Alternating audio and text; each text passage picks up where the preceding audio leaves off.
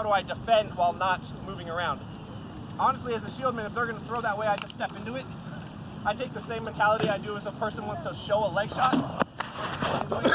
Throw over them. If he's thrown down at my body or leg for a wrap, well, he's committed out here, and this hand takes a long time to come back to defense. So step into it, pick it up early, throw over top of it. Go at it, down the middle. Something important he just noted on, which in every one of my shot technique classes I teach, is I move when I throw, I move when I block. Standing here, if I let him throw any combo, he's gonna get me out of place, and then he's going to hit me. Every one of my opponents that cross their frame to block with a shot opens their head or back or shoulder, and I hit them. But he can totally cross his frame if he steps, and make himself very safe. Step when you block, step when you throw. Even if it's not the right step, I'm not throwing at the same target I was throwing at a second ago, which changes everything I was doing. And it doesn't matter what weapon style you have. It doesn't matter what Florentine or one sword or glaive or anything. Step when you throw, step when you block. And take your turn, okay? It is my strong belief as a two-stick fighter, it is never your turn. I will try and maintain that as long as I possibly can. I threw, you stepped, you blocked, it should be your turn. You have to take your turn. Whether you take your turn running away or you take your turn aggressing, take your turn. Just standing there making a block and then going like, maybe you're dead because I took your turn. I've got a skip card, it's right over there on the other side. If you don't move, I'm just gonna hit you. Take your turn. Don't be static. You cannot win against a two-stick fighter by being static. You do not have a big enough shield, right? I will either blind you by making you pick it up and then run around to your backside and hit you in the butt, or I'll just stand around swinging on the opposite sides until you die. And I feel like I have a pretty fair defense as far as our kingdom's concerned, and if I stand there and let them throw, I will get hit. I will. If I stood there and let Duke Aaron throw his arsenal, I'm going to get hit. If I let Owen throw his arsenal, I'm going to get hit. But with any footwork, if he throws a really good combo and I step in the middle of his combo, he has to readjust to what I'm doing. And he's a good fighter. He will readjust to what I'm doing, but he has to. But if I let him just throw, I'm going to get hit. It's not worth it.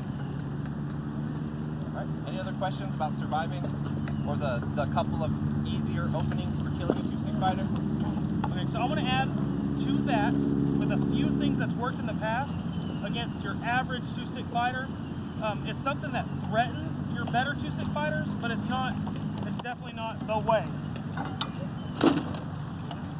When they throw deep left-hand leg, almost everyone shield blocks. Leg kick doesn't matter. So what happens is I bend my knee now. Ozar taught me this. If I just drop my sword, he's going to get too deep and hit me. Okay? But I'm going to drop the same thing. I'm going to turn my knee away a little bit, and I can block. From here, I have to threaten his center line, or he will throw with that sword. So when I block, it's a thumb lead, push, threatens the center line. From here, I don't have time to throw a really good shot. And if I do, he's just going to throw again, because he can block a really good shot. But the thumb lead thrust forces the center line and gives me an option maybe to leave or to close. So that's one small thing that's helped. Two, if I want to survive this hand, which is death to 99% of our kingdom non-stop, is a stupid left hand. It hurts so good. The first thing I do is threaten the left hand. If I throw a shot that his right hand's going to block, he's going to hit every time. So sometimes if I'm going to close, I'll throw a deep shot to his butt or leg, forcing the left hand down. Now his right hand is fighting. Once again, he's going to do everything in his power to make that not an option. But if I can get that hand to drop, at least he's not hitting me with that hand. Now we're engaged in combat. We're both at least fighting.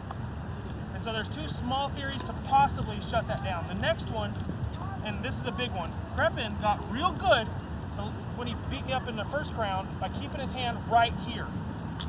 When this hand left, before that, I was able to touch his face. When this hand's here, that center line is not killing him, which which forces, this becomes deathly. Anytime you fight a Florentiner, this isn't on their face, you threaten his cheek, and it forces his guard in, and it allows you to throw shots. So anytime his hand leaves, I'll throw an up thrust. Every time. Which forces this hand over. The shield can take care of this hand. Now we're kind of single sword fighting for a second. So their hand, if their hand stays here and I throw a thrust, he just hits me. Okay? Which is how I died in the final point of that crown, is I threw a deep thrust and he just hit me. So, you got to know the difference on where that hand is. Control this hand if you can. Anytime their hands leave center, threaten the center line, bring something back into center. You don't have to throw. If I do this, he reacts. If they don't react, you stab them. So if they react, something comes into center, and it's only going to stop one of his hands from hitting you, but now it's at least only one hand. So for a second.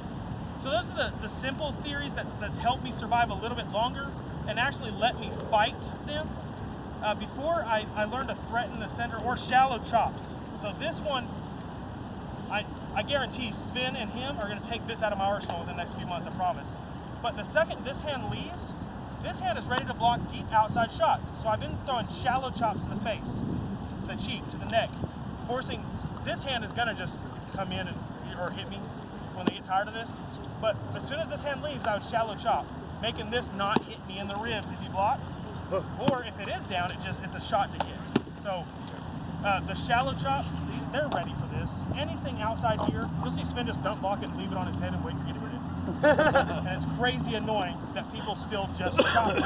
Every time, they just chop it. For this to this on the outside, you're not going to hit. Just